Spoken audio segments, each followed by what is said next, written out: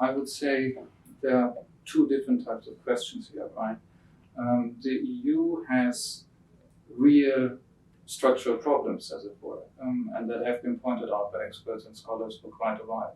For instance, the degree in which democratic participation in the running of the EU is actually built into it has been a challenge, right? The EU has emerged initially very much as an elite-driven project, although these elites were democratically legitimized, but at a national level, right? Mm-hmm. And there is an ongoing question about how to make the EU at EU level more democratic and more participatory. There are, of course, also questions that have to do with its economic policies. Now there are questions that have to do with its migration policies. There are questions as to how far it should actually expand and at what rate, how enlargement, but also how neighborhood policies should work. And one can think of a number of other challenges that the EU, like any large institution, is actually facing. It is, of course, far from perfect.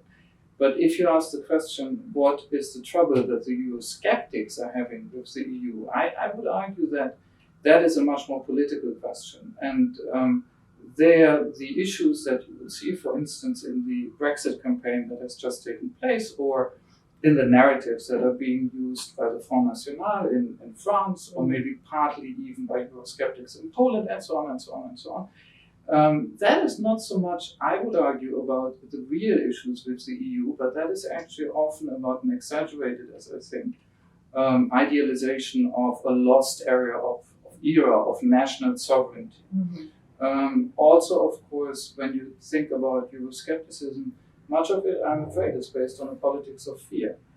Fear that has to do, once again, with the misrepresentation of the challenges that come out of migration. That has also to do with the way in which the EU, like many other entities on the globe, has suffered, at least since 2008, very serious economic difficulties and has not always been able to give a good answer. However, there are really two levels here. There is the question of the real existing problems of the EU, as it were, and there is a level of politics of fear that I would unfortunately think is driving Euroscepticism.